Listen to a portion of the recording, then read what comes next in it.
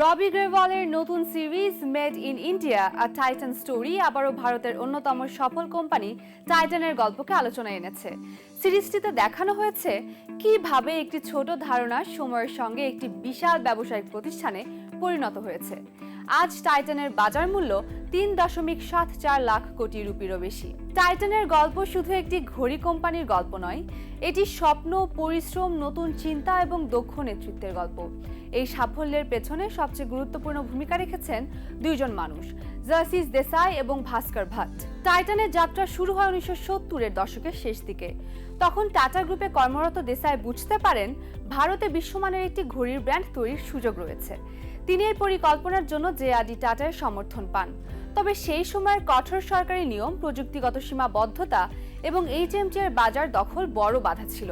অনেক প্রচেষ্টার পর 1984 সালে টাটা গ্রুপ ও তামিলনাড়ু ইন্ডাস্ট্রিয়াল ডেভেলপমেন্ট কর্পোরেশনের যৌথ উদ্যোগে টাইটান কোম্পানি প্রতিষ্ঠিত হয়। শুরু থেকেই দেসাইয়ের মূল নীতি ছিল বড় চিন্তা করো। তার নেতৃত্বে টাইটান ঘড়িকে শুধু সময় দেখার যন্ত্র হিসেবে নয়, বরং একটি ফ্যাশন ও লাইফস্টাইল পণ্য হিসেবে উপস্থাপন করে। কোম্পানি নকশা ও প্রযুক্তিগত উদ্ভাবনে ব্যাপক বিনিয়োগ করে। পরে তারা বিশ্বের অন্যতম পাতলা ঘড়ি টাইটান এজ বাজারে আনে। 1994 সালে দেসাই গহনার ব্যবসায় প্রবেশ করেন। তিনি তানিস্ক ব্র্যান্ড চালু করেন। তবে শুরুতে অনেকেই এই সিদ্ধান্ত নিয়ে সন্দেহ প্রকাশ করেছিলেন। দেসাইয়ের সব উদ্যোগ অবশ্য সফল হয়নি। 1990-এর দশকে আন্তর্জাতিক বাজারে সম্প্রসারণের চেষ্টা কোম্পানির ওপর আর্থিক চাপ তৈরি করে। 2002 সালে দেসাই অবসরে গেলে টাইটান কিছু চ্যালেঞ্জের মুখে পড়ে। এরপর নেতৃত্বের দায়িত্ব নেন ভাস্কর ভাট। তিনি Indian institute of technology Madras এবং ইন্ডিয়ান ইনস্টিটিউট অফ ম্যানেজমেন্ট আহমেদাবাদের সাবেক শিক্ষার্থী। ভাট নতুন স্বপ্ন দেখানোর চেয়ে পরিকল্পনা বাস্তবায়নে বেশি গুরুত্ব দেন। তিনি প্রথমে ঘড়ির ব্যবসাকে আবার শক্তিশালী করেন। এরপর তিনি একটি বড় সিদ্ধান্ত নেন।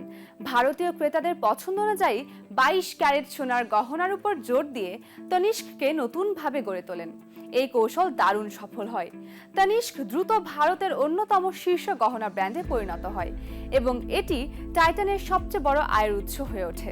ভাটের নেতৃত্বে টাইটান আরও অনেক নতুন খাতে ব্যবসা শুরু করে। এর মধ্যে ছিল চশমা, সুগন্ধি, ফ্যাশন অ্যাক্সেসরিজ ও ঐতিহ্যবাহী পোশাক। Fast track, skin, Titan I plus এবং টেনেরা এর মতো ব্র্যান্ডের মাধ্যমে কোম্পানি নতুন বাজারে প্রবেশ করে। 2019 সালের মধ্যে টাইটানের বার্ষিক আয় 1000 কোটিরও কম থেকে প্রায় 20,000 কোটি রুপিতে পৌঁছে যায়। একই সময়ে কোম্পানির বাজার মূল্য 220 কোটি রুপি থেকে বেড়ে 95,000 কোটি রুপিতে উন্নীত হয়। আজ টাইটান ভারতের অন্যতম শীর্ষ লাইফস্টাইল কোম্পানি। দেশ জুড়ে হাজার হাজার বিক্রয় কেন্দ্রের মাধ্যমে প্রতিষ্ঠানটি গ্রাহকদের সেবা দিচ্ছে। যে কোম্পানি একসময় এইচএমটির আধিপত্যকে চ্যালেঞ্জ করার জন্য যাত্রা শুরু করেছিল, সেটি আজ ভারতের অন্যতম সফল ও প্রশংসিত ভোক্তা ব্র্যান্ড সাম্রাজ্যে পরিণত হয়েছে।